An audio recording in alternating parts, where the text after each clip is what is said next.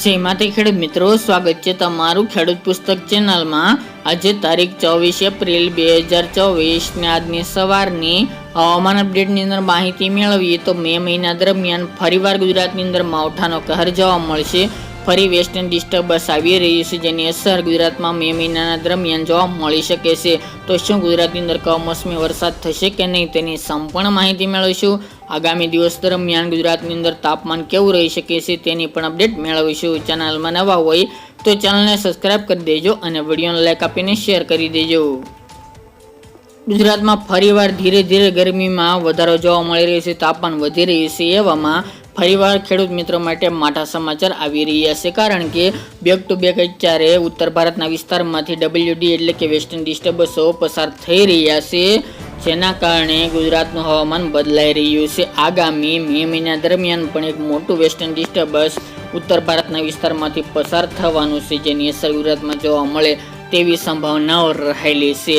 આ અનુસંધાને ગુજરાતની અંદર ફરીવાર મે મહિનાના પ્રથમ સપ્તાહની અંદર એટલે કે પહેલી બીજી મે થી લઈને 10 મે દરમિયાન ગુજરાતની અંદર ફરીવાર વેસ્ટર્ન ડિસ્ટર્બન્સની અસર જોવા મળી શકે છે, જેના કારણે ગુજરાતની અંદર ફરીવાર માવઠું જોવા મળે તેવી શક્યતાઓ રહેલી છે। હાલની અપડેટ પ્રમાણે આ આગોતરું એંધાણ તરીકે નોંધ લેવી, કારણ કે આમાં ઘણા બધા ફેરફાર થતા હોય છે, જે 25 તારીખ બાદ થવાનું હતું, જે હવામાનમાં પલટો આવવાનો હતો, પરંતુ સિસ્ટમ ઉત્તર તરફ વધુ જવાને કારણે તેની અસર ગુજરાતમાં નહીવત જોવા મળી હતી। તે મુજબ આગામી દિવસ દરમિયાન પણ ઘણા બધા ફેરફાર થઈ શકે છે, પરંતુ ચોક્કસપણે અત્યારના વેધર મોડેલ જણાવી રહ્યા છે તે મુજબ કે આ વેસ્ટર્ન ડિસ્ટર્બન્સ મોટું હોવાને કારણે ગુજરાતના મોટા બધા ભાગોને અસર કરે તેવી સંભાવનાઓ દેખાઈ રહી છે, જેના કારણે ગુજરાતની અંદર ફરીવાર કમોસમી વરસાદ આગામી મે મહિનાના પ્રથમ સપ્તાહની અંદર જોવા મળે અને માવઠું થાય તેવા સંજોગો જોવા મળી રહ્યા છે, જેની આપણે અપડેટ ધીરે ધીરે દરરોજ આપતા રહીશું। અત્યારે તમારે આગોતરા એંધાણ તરીકે નોંધ લેવી કે 1 તારીખથી લઈને 10 મે દરમિયાન ગુજરાતની અંદર ફરીવાર માવઠું જોવા મળે તેવી શક્યતાઓ ઊભી થઈ જોવા મળી રહી છે। તે ઉપરાંત વાત કરીએ તો તાપમાનની, ગઈકાલના રોજથી તાપમાનમાં ધીરે ધીરે વધારો થતો જોવા મળી રહી છે। 1 ડિગ્રી તમામ સેન્ટરોની અંદર તાપમાન અત્યારે વધી રહ્યું છે।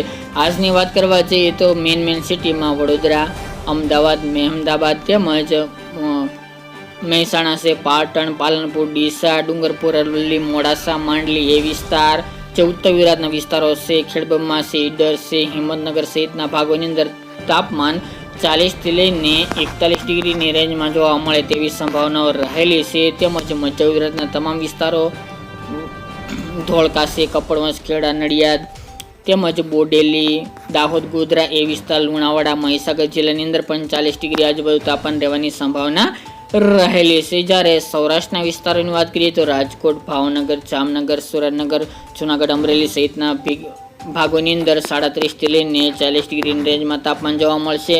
કચ્છમાં પણ 40 ડિગ્રી નીચે તાપમાન જઈ રહી શકે છે। દક્ષિણ ગુજરાતની અંદર પણ 37 થી લઈને 40 ડિગ્રી વચ્ચે તાપમાન જોવા મળે આજે દિવસ દરમિયાન, એટલે કે બપોર બાદ મહત્તમ તાપમાન તેવી સંભાવનાઓ રહેલી છે। આગામી દિવસ દરમિયાન તાપમાનનો પારો હજી 41 થી લઈને 42 ડિગ્રી સેલ્સિયસ સુધી પણ અમુક વિસ્તારની અંદર જોવા મળી શકે છે, જેમાં અમદાવાદ, વડોદરા, દાહોદ, ગોધરા, અરવલ્લી, મહીસાગર જિલ્લો, મહેસાણા, પાટણ, સાબરકાંઠા, ડીસા, ઈડર, ખેડબ્રહ્મા, પટસન એ વિસ્તાર અને સૌરાષ્ટ્રની અંદર અમરેલી, જૂનાગઢ જેવા વિસ્તારની અંદર 40 ડિગ્રી ઉપર તાપમાન ચાલે તેવી શક્યતાઓ રહેલી છે। જ્યારે ઓવરઓલ સરેરાશ તાપમાનની વાત કરીએ તો 40 ડિગ્રી આજુબાજુ તાપમાન જોવા મળે તેવી સંભાવનાઓ રહેલી છે।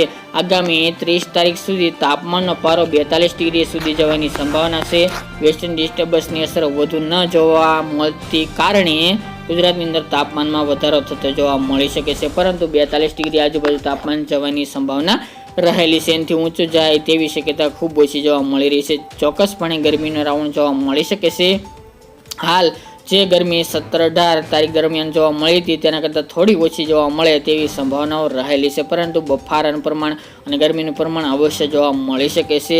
30 તારીખ સુધી તાપમાન આવી જ રીતે જોવા મળી શકે છે, આપણે જણાવ્યા તે મુજબના વિસ્તારની અંદર। ત્યારબાદ 30 એપ્રિલ બાદથી મે મહિનાની 1 તારીખથી તાપમાન ફરીવાર નીચું આવે તેવી શક્યતાઓ પણ જોવા મળી રહી છે, કારણ કે વેસ્ટર્ન ડિસ્ટર્બન્સની અસર જોવા મળી શકે છે મે મહિના દરમિયાન. આપણે પહેલાં વાત કરી ગયા તે મુજબ કે 40 ડિગ્રીથી નીચું ફરીવાર તાપમાન મે મહિના દરમિયાન જોવા મળશે શરૂઆતના દિવસોની અંદર, કારણ કે આજની અપડેટ મુજબ જે વેસ્ટર્ન ડિસ્ટર્બન્સની અસરના કારણે માવઠાની શક્યતાઓ ઊભી થઈ છે એટલા માટે. પરંતુ આપણે કાલે જણાવ્યું હતું કે તાપમાન રેકોર્ડ 2 પહોંચશે, પરંતુ હાલ તેમાં ચેન્જીસ જોવા મળી રહ્યા છે, ફેરફાર જોવા મળી રહ્યા છે વેસ્ટર્ન ડિસ્ટર્બન્સને કારણે. જો વેસ્ટર્ન ડિસ્ટર્બન્સની વધુ અસર ગુજરાતમાં જોવા મળશે તો ચોક્કસપણે માવઠું થઈ શકે છે, જેની તમામ ખેડૂત ભાઈ નોંધ લેવી. તો મિત્રો, આ અત્યારની વહેલી સવારની અપડેટ. ફરી એક નવા વિડીયો સાથે મળીશું. આજ માટે આટલું જ.